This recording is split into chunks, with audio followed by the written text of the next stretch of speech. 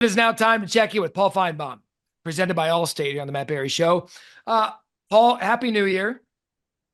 Happy New Year, Matt. Thank you very much. Yeah, so Paul is in his studios in Charlotte. I am down the street in Charlotte at the Marriott, getting ready to call the Duke's Mayo Bowl here on Friday the 3rd.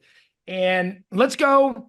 I'm going to do this most recent game and then go back because I think Notre Dame, Georgia is the first talking point in this one. The game postponed a day because of the tragedy there on Bourbon Street. You were there. SEC Network was there. But at the end of the day, Paul, Notre Dame gets the win because candidly, they were the better team.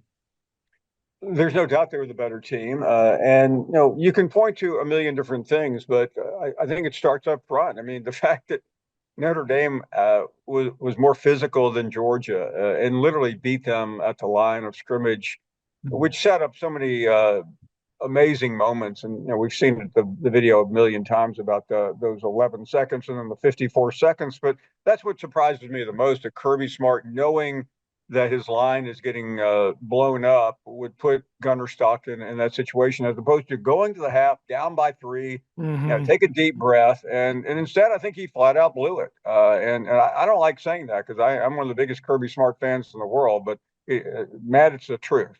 And that's why we have this podcast. Yeah, and when you look at that game, and when you look at Georgia in total, we went on this show for 15, 16 weeks talking about Georgia. Some days they look really, really good. Others, they look really, really bad, and they find a way to win. When you live that way, when that's how you live, a loss will find you. And it found them last night in New Orleans. There was a point, Notre Dame returns the opening kickoff of the second half. I mean, I don't know how you thought, but I just didn't think Georgia was going to get back in it. They just didn't have anything.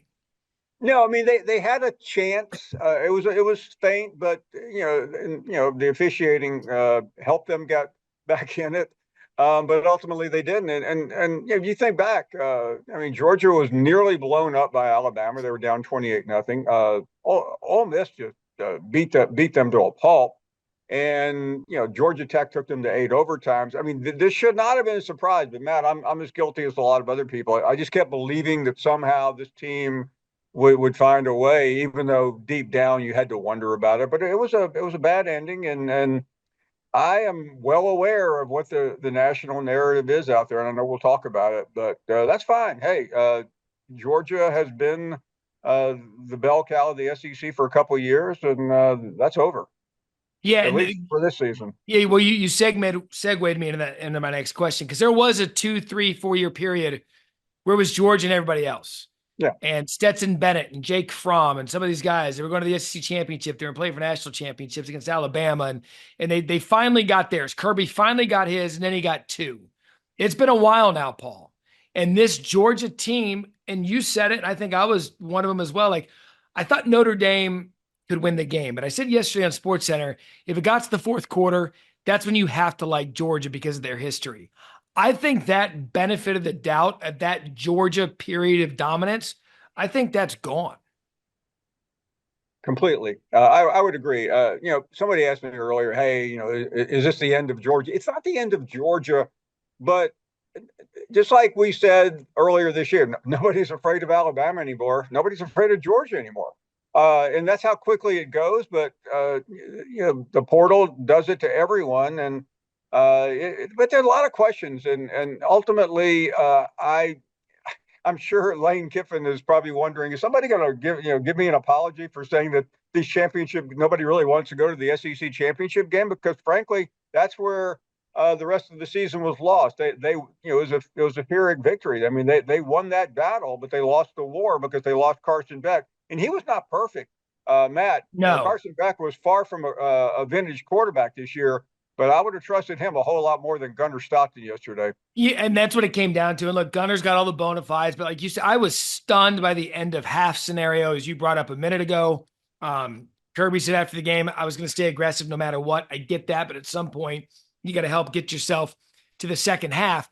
And in a game like that, Paul, I said it yesterday, and it's been talked about. I thought for the first time in this Notre Dame run of BCS games and playoff games, I thought that last night was the first time they belonged on the field with an SEC team, and it showed. Like, this Notre Dame team isn't oh, it's good enough for Notre Dame's schedule.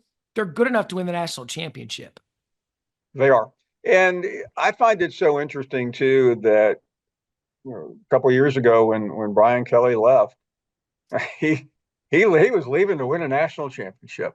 He was going to LSU and he wanted to beat Nick Saban and do all the things that he essentially admitted he could not do at Notre Dame. And they gave the job to Marcus Freeman for one reason, because he could recruit. Right. And not only did he recruit high school, he's done a masterful job in the portal. And what Brian Kelly, he's hanging on right now at LSU, trying to scrape away another disappointing season. You brought up the national narrative, so we may as well dip our toes into that water now before we get to some of the other games. I will segue to Texas, Arizona State, which was the classic of the college football playoffs to this point. Arizona State, by all accounts and statistics, was the better team until the end. Texas almost got beat, if not for a targeting call and a 4th and 13 conversion.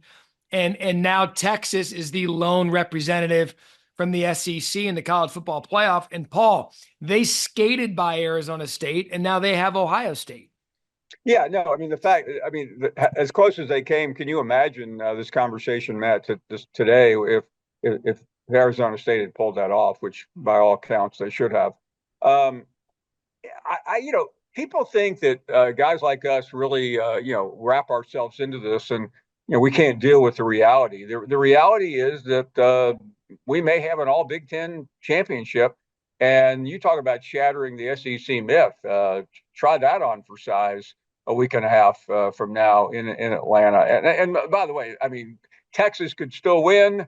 And all the Schadenfreude will go out the window, but it doesn't feel like that right now with the way Ohio State's playing. And I think most what happens in the group think and the painting the broad brush is the critics out there, they narrow 2 or 3 people in the media, and you went through it last year with Florida State, and this Right. year I'm on that list. I mean, I'm not the most prominent because I don't fight back on social media like some of my esteemed colleagues do, because I respect the fact that anybody has something to say, I'll listen to it. That's what I do. That's my business. That's your business.